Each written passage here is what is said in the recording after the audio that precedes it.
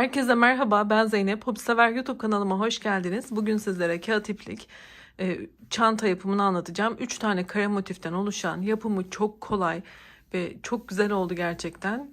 Bu çantanın tarifini sizler için hazırladım. Umarım beğenirsiniz, birlikte çalışırız. Çantamın önce boyutlarını sizlere göstererek videoma başlamak istiyorum. Arkadaşlar, genişliğimiz, enimiz 40 santimetre. Yine şu derinliğimiz 40 santimetre. Yine şuradaki derinliğimizi de ölçmek istiyorum. Bu da 21 santimetre. Ebatları gayet uygun, bence çok güzel oldu. Ben içine astarlama yapmadım. Trabzanlardan oluştuğu için gayet sıkı bir yapısı var. Ve isteyenler tabii ki astarlama yapabilirler ama bu şekilde de kullanıma uygun olduğunu göstermek istiyorum. Derinliği de gayet ideal arkadaşlar. Bence çok güzel oldu. Tüm püf noktalarını dediğim gibi videomun içerisinde bulabileceksiniz. Fazla da sözü uzatmadan hadi modelimizin anlatımına başlayalım. Evet, videomuza başlamadan önce sizlere şöyle kare motifimi göstermek istiyorum arkadaşlar. Bu şekilde 3 adet kare motife ihtiyacımız var. Ben bu kare motifi ütüledim. Hemen size onu da göstermek istiyorum. Yaparken bu şekilde bir dalgalanma oluşmakta. Bunu yine çok aşırıysa aradaki zincir sayılarınızı azaltarak düzeltebilirsiniz. Ya da şuradaki 3 trabzan yerine 2 trabzan 2 zincir şeklinde yapabilirsiniz. Yani kendi el ayarınıza göre kare motifinizi ayarlamalısınız. Dediğim gibi bu şekilde dalgalanmalı bir şekildeydi benim yaptığımda. Ama ben ütülediğim zaman bu şekli elde ettim. Şimdi ölçüsünü de göstermek istiyorum. Belki daha büyük bir çanta yapmak isteyenler olabilir. Ben kaç santim yapmışım bu kare motifi? 29 santim arkadaşlar. Benim yaptığım sıra sayısınca. Daha büyük istiyorsanız sıra sayılarınızı da artırabilirsiniz. Şöyle göstermek istiyorum. Kağıt ipliklerden kullandım. Yine tığ numarası olarak 3,5 milim bir tığ kullandım. Dediğim gibi ben 2 tane kare motifimi hazırladım. Şimdi üçüncüsünü birlikte hazırlayıp daha sonra diğer aşamalarına geçeceğiz. Hadi videomuza başlayalım. Bismillah diyelim ve başlayalım. Sihirli halkayla başlıyorum. Zorlanıyorsanız zincirle de yapabilirsiniz. Şimdi burada 3 tane zincir yapıyorum. Parmağımdan ipi çıkartıp şu şekilde çevirdim. Buradan tutuyorum arkadaşlar. Tığıma bir kere doladım. İkili trabzan yapıyorum. Burada şu kısımda biraz trabzan için ilmeği uzatıp o şekilde yapıyorum. Yoksa çok sıkı olur eliniz. Zor olur örmesi. Bakın şöyle. Şurayı uzatıp daha sonra çıkartıyorum. Şimdi zinciri de bir kabul ettiğim için burada 3 tane trabzan grubu yapmış oldum. Arada 2 tane zincir yapıyorum. Ve tekrar 3 tane ikili trabzan yapıyorum. Kağıt ipi örmesi biraz zordur ama gerçekten çok kullanışlı ve güzel bir çalışma çıkacak ortaya. Bu zahmete inanın değecek diye düşünüyorum. Evet, 3 tane ikili trabzan yaptıktan sonra 2 zincir, tekrar 3 tane ikili trabzan yapıyoruz. Kare motifimizi başlatıyoruz.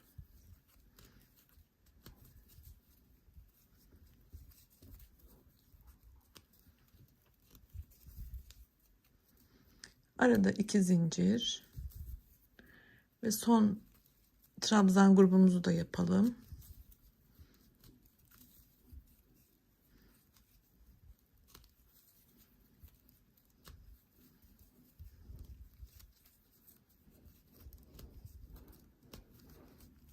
İki zincirimizi de yaparak şu aradaki boşluğu kapatalım.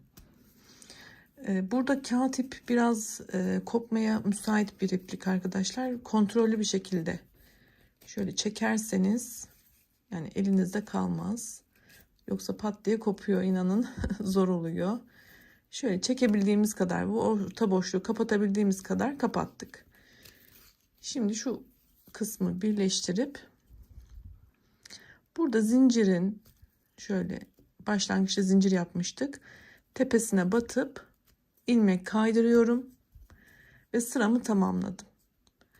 Burada 3 tane zincir yapacağız. Ben yine bu orta boşluk açılmaması adına hemen şöyle şurayı da göstermek istiyorum.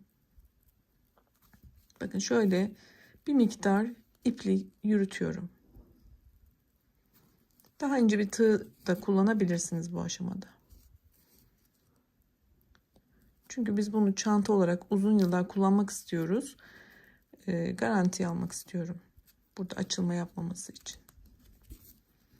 Bakın yürütüyorum. Asla dibinden kesmiyorum. Şimdi burada bir tane düğüm atacağım.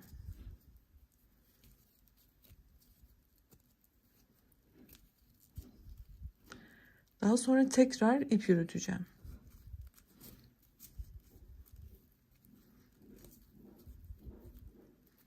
Böylelikle sağlam olduğundan emin oluyorum. Daha sonra bu ipliği keseceğim arkadaşlar. Bunu tüm örgülerinizde bu şekilde yapmalısınız. Evet, 3 zincirle ikinci sıramıza başladık. Şimdi yapmamız gereken önümüze gelen ilk trabzanın tepesine bir tane ikili trabzan yapmak. Burada biraz şöyle almamız gerekiyor.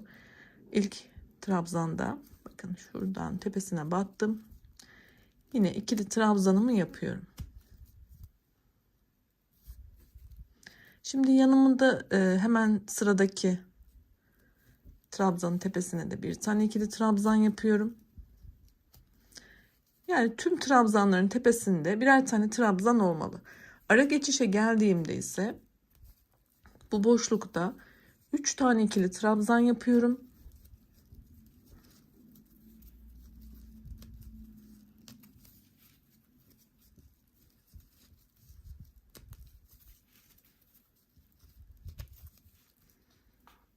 Arada 2 zincir.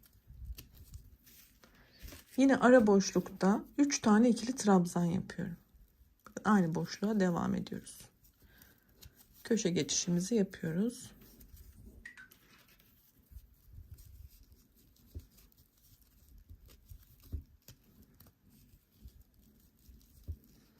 Kağıt ip dediğim gibi biraz zor örmesi ama şimdi sırada gelen 3 tane trabzanın tepesine birer tane ikili trabzan yapıyoruz ve buradaki trabzanı kaçırmayalım arkadaşlar. İlerleyen sıralarda buradaki trabzan biraz daha içte kalıyor olabiliyor. O yüzden buna özen gösterelim. Yani buradaki trabzan sayısı neyse o kadar trabzanı yapmamız gerekiyor.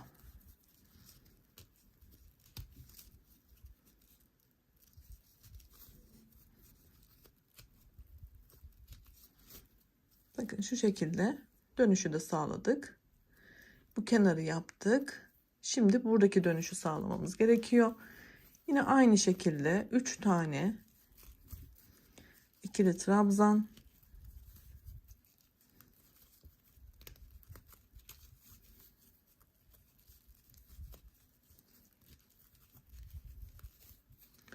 iki zincir,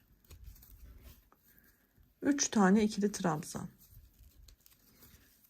Tam bir kare dönüyoruz arkadaşlar. Kare motif yapanlar eminim anladılar ama ilk defa yapanlar için tabii ki anlatacağım. Evet. Şimdi buraya geldiğimde yine birinci trabzanı bakın kaçırmıyorum. Hemen onu şuradan alıyorum. Birinci trabzanın tepesinden ikili trabzanımı yapıyorum. Ve yine tek tek trabzanlarımın tepesine trabzan yapıyorum. Köşemi oluşturuyorum. Devam edip şu noktaya kadar geliyorum ve burada da yine 3 ikili trabzan, 2 zincir, 3 ikili trabzan yapıp motifimin bitişini gösteriyor olacağım. Yapıp geliyorum. Evet, ikinci sıramda motifimi devam ettirdim. Sıra sonuna kadar geldim. Bu boşlukta da yine 3 tane ikili trabzan, 2 zincir, 3 tane ikili trabzan yaptım ve başlangıçta zincirle yukarı çıktığım noktadayım. Üçüncü zincirimin üçüncüsünü şöyle ilmek kaydırarak sıramı ekledim ve bitirdim. Şimdi yine 3. sıramıza geçerken 3 tane zincir yapıyoruz. Burada arkadaşlar ben şimdi zincirin üstündeki hizada devam ediyorum. Yani artık sıradaki bu 5 tane trabzanımın tepesine de ikili trabzan yapmalıyım. Altta 3 taneydi biliyorsunuz. Şimdi 5'e çıktı bu kısım. Şuradakiler de var ama onları sıra sonunda yine göstereceğim. Bakın olduğum noktada hemen ilk trabzanımın tepesine yine şu şekilde ilmeğimi batırıp tığımı batırdım, ilmeğimi yükseltiyorum. Başladım. Yani şu köşe boşluğuna kadar ikili trabzanlarımı yapıyorum.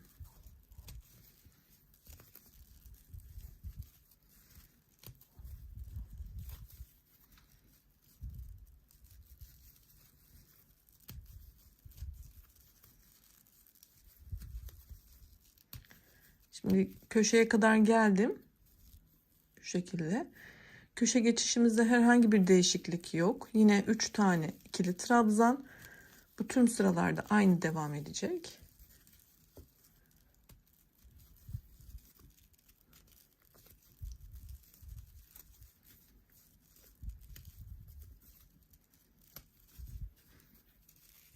İki tane zincir. Yine aynı boşlukta 3 tane ikili trabzan.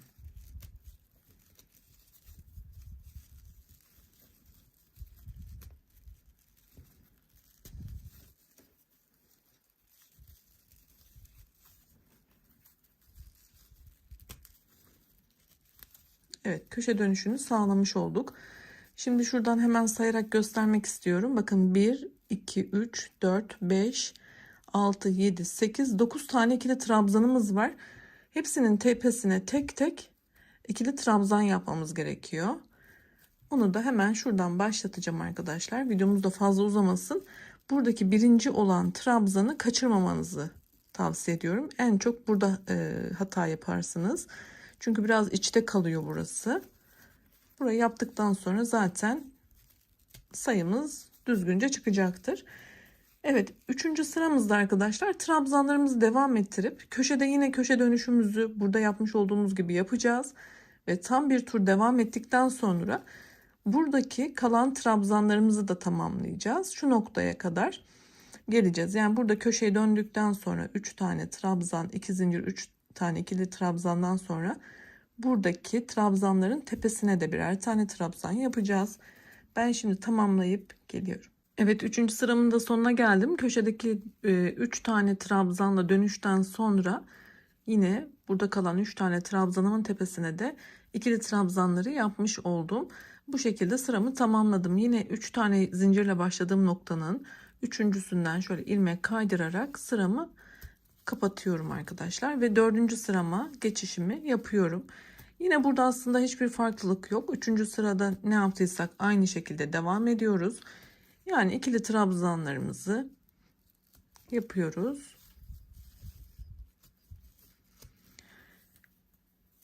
Burada da yine tüm trabzanların tepesinde trabzanlar olmalı. Şu kısımda da dönüşlerde de yine aynı sayıyla dönüyoruz. 3 tane ikili trabzan, 2 zincir, 3 tane ikili trabzan ve 4. sıramızı tamamlıyoruz. Tamamlarken bir püf noktamız var. Ben bu sırayı tamamlayıp ipimi kopartacağım. Diğer rengime geçeceğim için oradaki püf noktasını gösteriyor olacağım. Şimdi bu sırayı da tamamlayıp gelelim. Evet, 4. sıramın sonuna kadar geldim. Burada ipimi kesip ilmeği kapatacağım. Farklı bir yöntem kullanacağız arkadaşlar. Son trabzanımı yaptıktan sonra şöyle ipimi biraz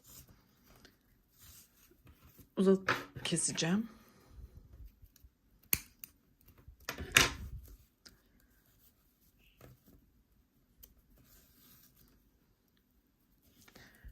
Şimdi burada zincirimden sonra gelen trabzanın tepesinden şöyle tığımı önden arkaya doğru atacağım. Bu ipi de arkadan öne getiriyorum. Daha sonra bu son yapmış olduğum trabzanın tepesindeki şu 2 tane ilmeği şöyle tığımı alttan üste doğru takacağım. Bakın. Sadece tek lobunu aldım. Şu öndeki duruyor. Bu ipi de şimdi önden arkaya alacağız. Şöyle çevirdiğimde bakın. Yani şurada yapmış olduğum zincirin tepesine temiz bir kapanış yaptık. Bu şekilde. Bu neden önemli? Motifimizi bitirdikten sonra çantamızı dikeceğiz. Karşılıklı trabzanların sayısı denk gelmeli. Burada trabzan sayısı kaybetmemiş oluyoruz. Daha sonra bu ipi de yine bir miktar yürütüp şöyle bir tane düğüm yapalım. Buradaki formu bozmadan, çok çekiştirirseniz sıkışır, hoş olmaz. Daha sonra bu ipi de keseceğiz arkadaşlar. Ve şu an bakın karemizi oluşturduk. Burada da muntazam bir bitiriş yapmış olduk. Bunu şimdi diğer rengimle devam ettiriyorum, kare motifimi. Evet, yeni rengimle köşeden başlıyorum. Şöyle ipimi arkadan öne çıkarttım. Bu küçük ipi de şöyle üste atıyorum. 1, 2 ve 3. Şimdi şuradan da sıkıştırabildiğim kadar bu ipi çekiştirip sıkıştırıyorum ki açılma yapmasın. Ve bunun da üstüne örerek yine gizlemeyi düşünüyorum şöyle ipimi. Burada arkadaşlar köşe oluşturacağız. Şöyle biraz kenara kadar çekeyim. Evet.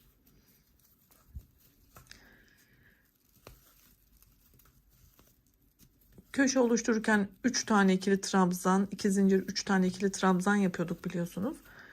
Şimdi 3 zincirle başladığım için burada 2 tane ikili trabzan yaptım ve 3 kabul ettim. 2 tane zincirimi yapıp tekrar aynı boşlukta 3 tane ikili trabzanımı yapıyorum.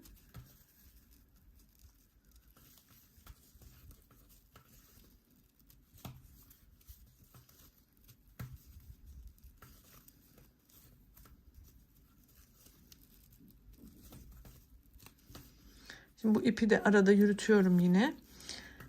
Şimdi trabzanların üstüne trabzan yapacağız. Dediğim gibi en baştaki trabzanı kaçırmadan şöyle ikili trabzanlarımızı yapmaya başlayacağız.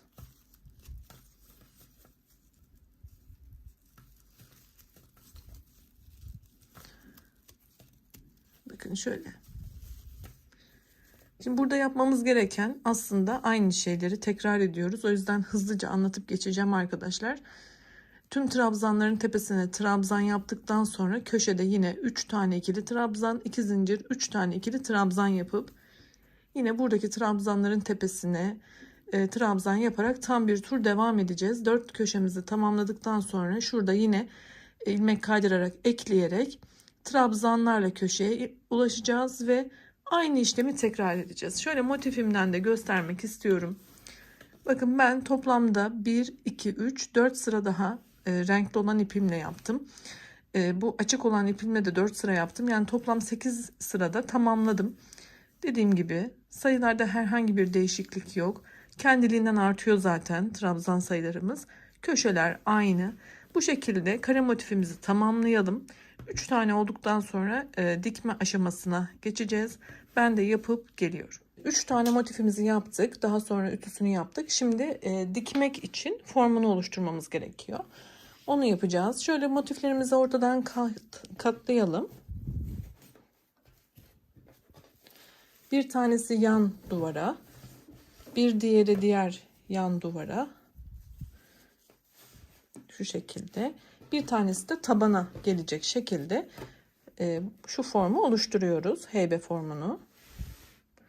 Yer tutucularımızı kullanarak da motiflerimizi sabitleyip daha sonra dikme işlemini yapacağız. Bunun için ben şöyle pratik bir şekilde hızlıca göstermek istiyorum. Bakın şöyle. Uç kısımlarından motiflerimizi ekleyeceğiz. Motiflerimizin kenar sayıları aynı olduğundan karşılıklı dikiş sağlayacağız. Yani dikişlerimizi karşılıklı denk getirerek muntazam bir şekilde dikmeye çalışacağız.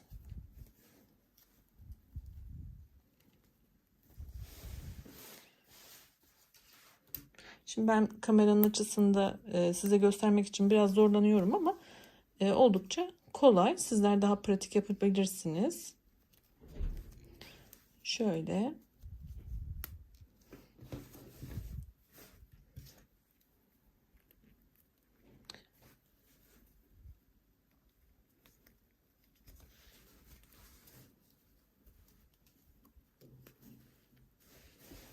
Bakın şu şekilde ayarlamamı yaptım. Şuradan da yaparsak biraz daha kolay olacak diye düşünüyorum. Şu ara kısımlardan da yine ekleyelim. Şöyle ortalayıp, şu an tam denk gelip gelmediğine bakmıyorum. Sadece fikir amaçlı size gösteriyorum. Şu kısımları da ekleyeceğim. Tabii dikerken karşılıklı denk getirmeye gayret edeceğiz ki muntazam olsun. Şimdi bu kısmı yaptıktan sonra çantamızı şu şekilde çevirip yine aynı işlemleri diğer köşelerde de oluşturmamız gerekiyor.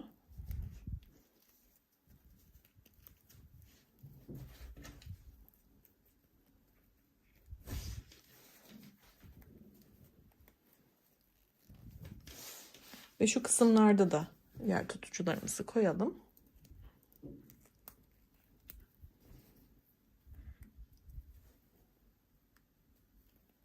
Dikerken bunları çıkartarak dikişimizi yapacağız inşallah.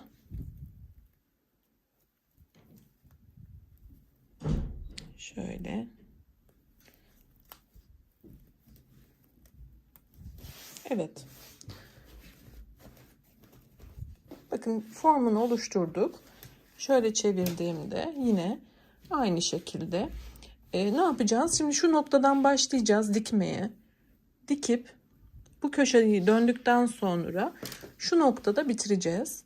Tekrar aynı istikamette devam edip tekrar başlangıçta bitirebiliriz. Yani uzunca bir ip bırakarak bu şekilde de dikebilirsiniz ip kopartmadan. Ya da ipiniz biterse arkada düğüm yaparak tekrar aynı dikme işlemini yapabilirsiniz. Şimdi formunu verdik. Hadi dikişe geçelim. Evet, dikmek için şöyle iğnemi hazırladım. Sizler farklı kalın yorgan iğnesiyle de yine yapabilirsiniz. İpimi de mümkün olduğu kadar uzun bırakmaya çalıştım. Şimdi burada çalışırken belki zor olabilir. Sizler daha da uzun bırakırsanız dediğim gibi tek seferde dikebilirsiniz ip kopartmaksızın. Şimdi ben başlatmayı düşünüyorum. Şuradan dikelim. Burada dikkat etmemiz gereken arkadaşlar, şuradaki trabzan sayılarımızın eşit olduğu için dikişlerimizin de karşılıklı denk gelmesi. Buna dikkat ettiğiniz zaman eminim çok güzel sonuçlar elde edeceksiniz. Ben daha öncesinde inanın çok fazla çanta ördüm ama bu çok hoşuma gitti. Çok ayrı bir havası var gerçekten. Ben çok beğendim bu çanta modelimi. Umarım sizler de beğenmişsinizdir. Şimdi şunu da çıkartacağım ki bana zorluk çıkartmasın diye. Evet, bismillah başlayalım. Şimdi burada şöyle yapalım. Buradaki ipi kaçırmamak için şuradan düğüm attım. Ben sonra bu ipi yok edeceğim, saklayacağım arkadaşlar. Şöyle bakın, şurayı açtığımda şöyle açılmaması için öncelikle şuradan şöyle bir geçireyim. Bunu şöyle arkaya alıp daha sonra ben gizlerim. Şöyle yapayım şu ipi.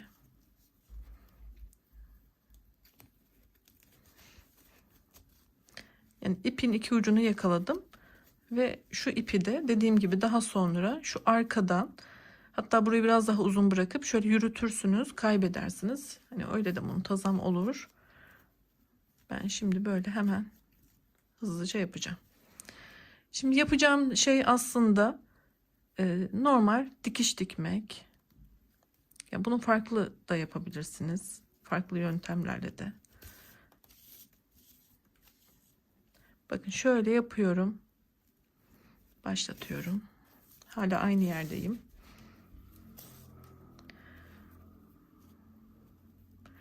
Şimdi diğer tarafa geçtim. Diğer trabzana karşılıklı aldım.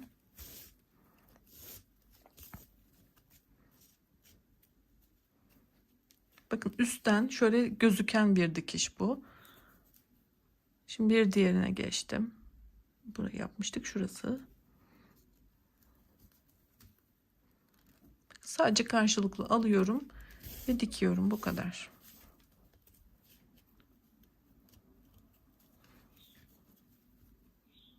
Sırayla tüm trabzanları böyle karşılıklı denk getirerek üstten bir dikiş yapıyorum.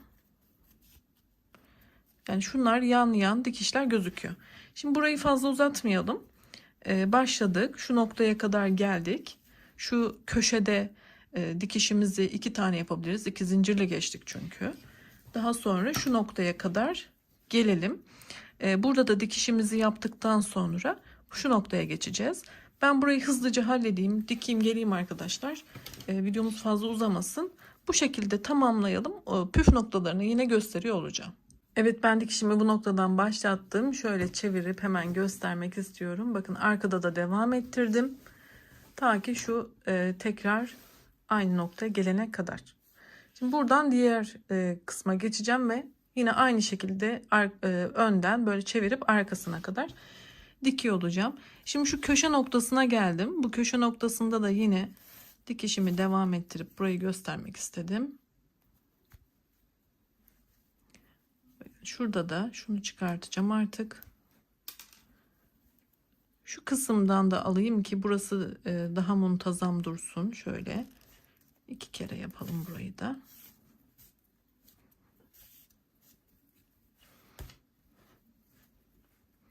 Evet, burayı tamamladık. Şimdi karşıdan da şu noktadan da birleştirme yapacağız şu noktayı.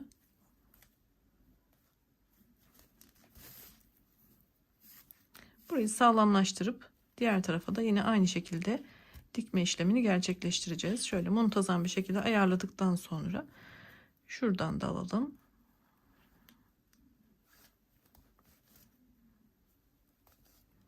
Yine boşluktan çıkıyorum.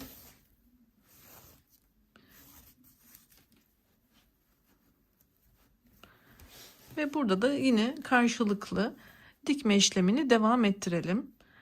Dediğim gibi oldukça kolay. Sadece püf noktalarını göstermek istedim. Eminim rahatlıkla dikersiniz. Çok hızlı ve pratik bir şekilde bunu tamamlarız. Dediğim gibi burayı da diktikten sonra çeviriyoruz ve şu noktada ipimizi kopartıp dikme işlemini bitiriyoruz. Daha sonra sap kısmına geçeceğiz. Ben onu da göstereceğim sizlere. Şimdi tamamlayıp geliyorum. Evet, motiflerimin dikme işlemini tamamladım. Oldukça da güzel oldu. Şöyle hemen bakalım. Gayet güzel. İçi de çok güzel, kullanışlı ve geniş oldu arkadaşlar. Şöyle buradaki yapmış olduğumuz bu dikişleri en son yine bir ütü üstünden geçelim. Daha muntazam olsun. Şimdi ben bir de kulp sap yapacağım arkadaşlar. Çanta sapı. Fakat burada dileyenler deri olan hazır çanta saplarından kullanabilirler. Kit şeklinde de satılıyor. Şurada kapakçığı olan parçası da olan olur. Ya da sadece sap olabilir. Ama ben yine kendi kağıt ipimle birebir aynı ipten yapmayı istiyorum. Hadi şimdi ona geçelim. Öncelikle bir miktar pay bırakıyorum ki bununla sapı çantaya dikmek istiyorum. O yüzden dediğim gibi başlangıçta ve bitişte böyle bir miktar ip bırakabilirsiniz.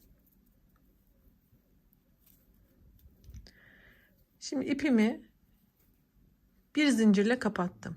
Şimdi devam ediyorum zincir yapmaya. 2 3 çok sıkı yapmıyorum.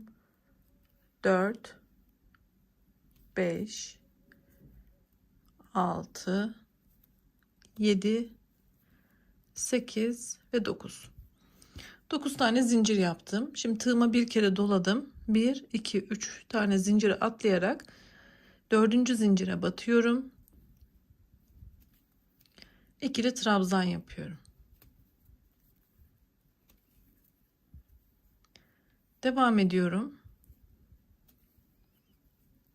İkili trabzan yapmaya. Sona kadar ikili trabzan yapıyorum.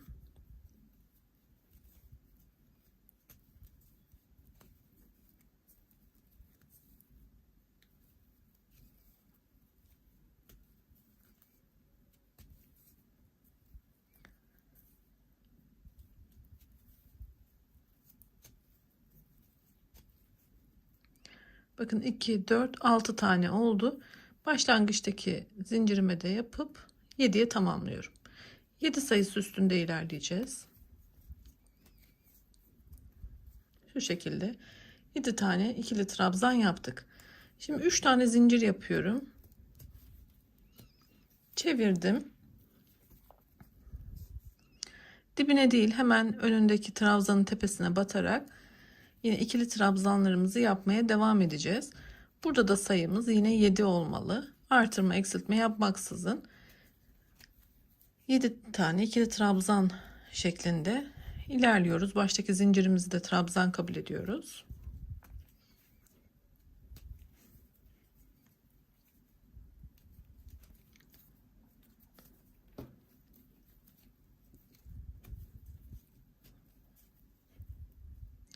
Son olarak şuraya da batıyorum. Bakın burada da yine aynı sayıda devam ettik. Üst sıraya çıkarken yine 3 tane zincir ve sayımı 7 olarak devam ettiriyorum. Bu şekilde ben de öreceğim arkadaşlar. Boyutunu yine sizlere söyleyeceğim. Ben de çantamın üstünde ve üzerimde deneyerek boyutuna karar vereceğim. Şimdi ben çanta sapımı yapmaya devam ediyorum sıralarına. Evet, ben kulpumu örmeye devam ettim. 32 sıra yaptım arkadaşlar şu şekilde. Bakın. Tabi burada sıra sayısı değişebilir yaptığınız ipe ya da el sıkılığınıza göre. Bunu ben çantamın üstünde şöyle diktiğimde omuzumda ve çantamın boyutunu istediğim ölçüye geldiğini düşündüğümde karar verdim. Sizler de yine kendi üzerinizde bunu deneyerek karar verebilirsiniz. Şimdi sona geldiğimizde şuradan ipimizi çıkartıyoruz ve dikeceğiz arkadaşlar bunu çantamıza. Onun için hemen iğnemizi hazırlayalım. Çantamı da hazırlayıp nasıl diktiğimi de göstermek istiyorum. Başlangıçta ve sonda bir miktar ip bırakmıştık. Bunları şimdi dikerken kullanacağız. Hadi dikelim. Evet, şimdi çantamızın kulp kısmını dikeceğiz arkadaşlar. Şöyle 2 tane kenarımızı bakın şuralardan dikeceğiz ve bir kulp oluşturacağız. Bunun için şu yapmış olduğumuz iğne iplik kalmıştı biliyorsunuz. Buraya iğnemizi hazırladık. Şu sivri olan kısımda ayarlama yapıp dikeceğiz. Burada 3 tane sağda 3 tane solda olmak üzere trabzanlarımı ayırıyorum. Şu dördüncüyü tam boşluğa denk getiriyorum. Bu şekilde dikeceğim. Bunun yerini tespit etmek için de 1, 2, 3. trabzanı şuradan yakalıyorum. Ve yine şöyle dikeceğiz. Normal dikiş. Olabildiğince sağlamlaştıralım.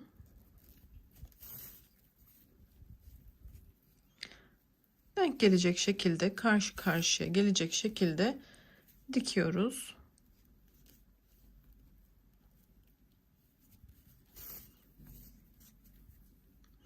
Şimdi şunu boşluktan geçiriyorum ben.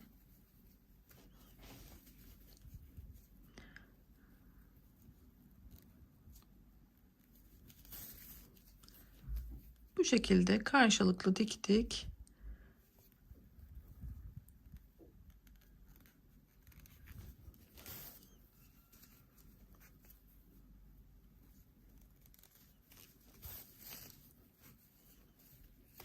Bakın dikişimiz çok muntazam oldu. Bir de bunu bir tur daha döndürelim. Dilerseniz arkadan şöyle bir daha sağlamlaştırarak da dikebiliriz. Bu şekilde tamamlayalım. Daha sonra keseriz ipi, saklarız arkadaşlar. Ben şimdi sağlamlaştıracağım. Daha sonra şuradan da dikişimi yapacağım ve çantamın artık kulplarını da dikmiş olacağım. Daha sonra şuradaki aparatına geçeceğiz. Hadi yapıp gelelim. Çantamın kulpunun dikim işlemini tamamladım. Oldukça güzel oldu. Şöyle her iki tarafına da bakalım. Şimdi arkadaşlar şuradaki kapatmak için yapacağımız aparatı hazırlayacağız. Ama sizler dilerseniz buraya mıknatıslı hazır çanta mıknatıslarından alıp iç kısımda dikebilirsiniz. Ya da deri aksesuarlar var şöyle üste gelen, onlardan alabilirsiniz. Ya da benim yapmış olduğum bu uygulamayı yapabilirsiniz. Daha önceden çantaların bu kısımlarındaki parçayı da örmüştüm. O şekilde de olabilir. Yani oynatma listelerime bakın, çanta modelleri diye. Orada göreceksiniz hangisi hoşunuza giderse artık onlardan uygulayabilirsiniz. Şimdi biz hemen bugünkü işimize bakalım nasıl yaptık. Öncelikle sihirli halka yapıyorum. Şöyle bir tane zincir yaparak ipi çıkartıyorum. Şöyle aldım. Şimdi boşluğun içerisine sık iğne yapalım.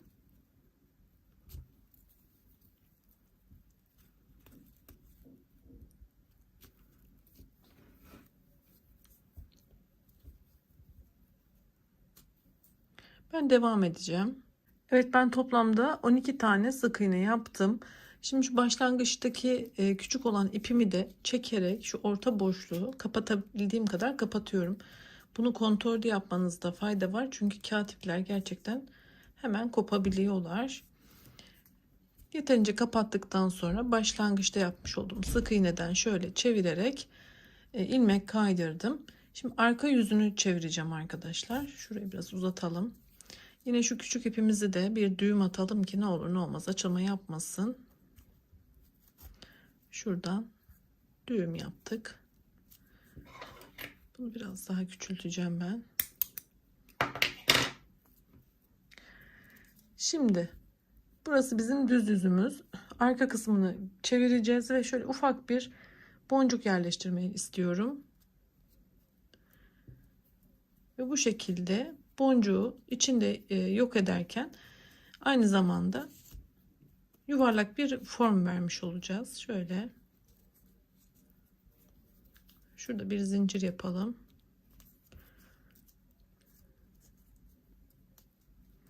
Önce şöyle yuvarlıyorum biraz elimle arkadaşlar.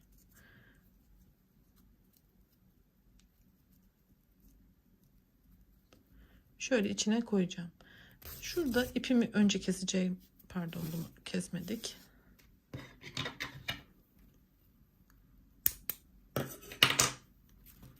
Şöyle ipimizi bir iğnemize takalım.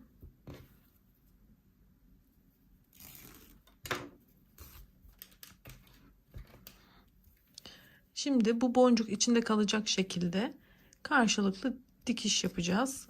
İçinde bırakmaya çalışacağız boncuğu. Gelişi güzel. Belirli bir yeri yok. İçinden çıkmayacak şekilde dikelim.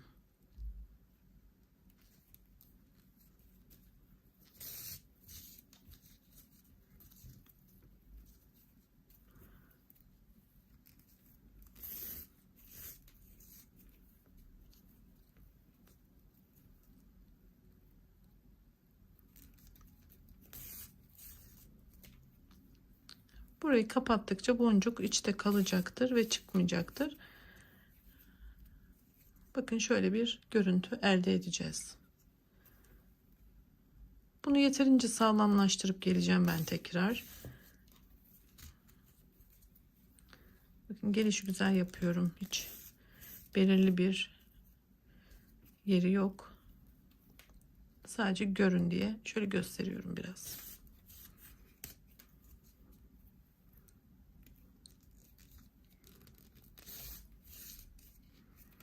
Evet, ben bunu sağlamlaştırıp geliyorum. Evet, boncuğumun içinde kaybolacak şekilde şöyle arkadan dikişim yaptırmaya devam ettim.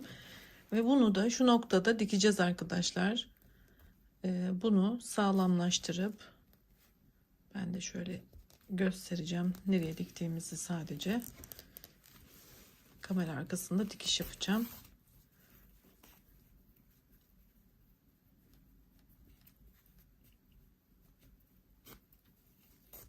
Bakın bunu şu noktada dikelim. Evet, düğmeyi de diktim arkadaşlar. Şöyle göstermek istiyorum. Şimdi bir de ona bir ilik yapacağız. Şu arkadan ön kısma geçecek şekilde olması gerekiyor. O yüzden şu kısımda çalışmamız gerekiyor. Şu biraz ip bırakacağım. Bunu daha sonra işte yok ederken, saklarken kullanacağım çünkü. Şöyle şu noktalardan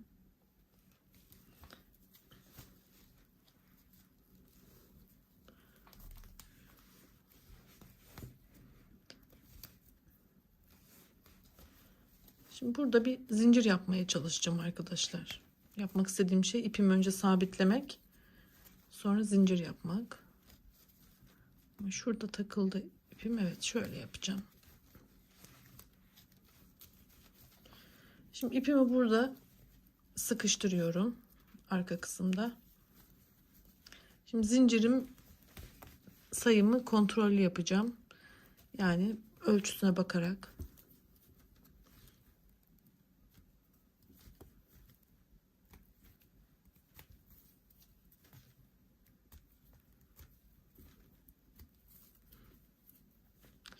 On tane yaptım.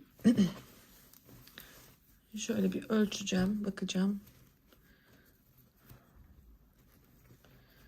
Birkaç tane daha yapmam lazım.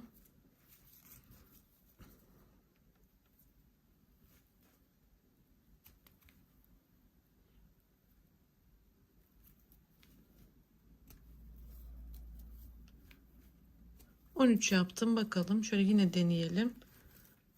Şöyle arkada. Sanırım oldu. Çünkü çok fazla bol yaparsam da düzgün olmayacaktır. Amacına uygun olmayacaktır. Şimdi şurada ipimizi keselim. Zorlanacağım çünkü.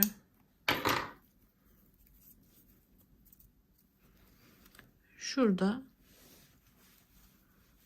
şöyle kaydırmayla ekledim ben buraya.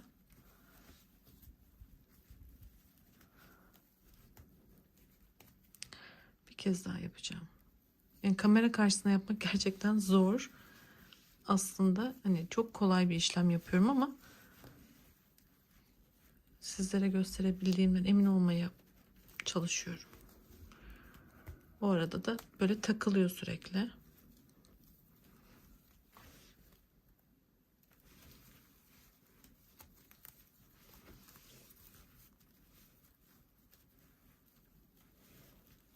Evet, şimdi oldu. Şöyle bir de zincir yapıp şu ipi çıkartalım.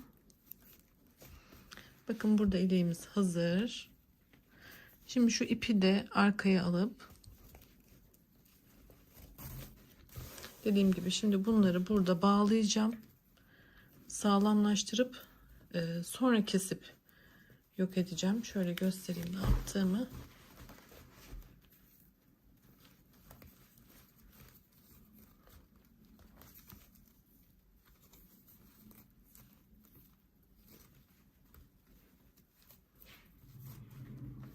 Daha sonra bunu da biraz yürütelim şöyle iç kısımlarda. Sonra keselim arkadaşlar.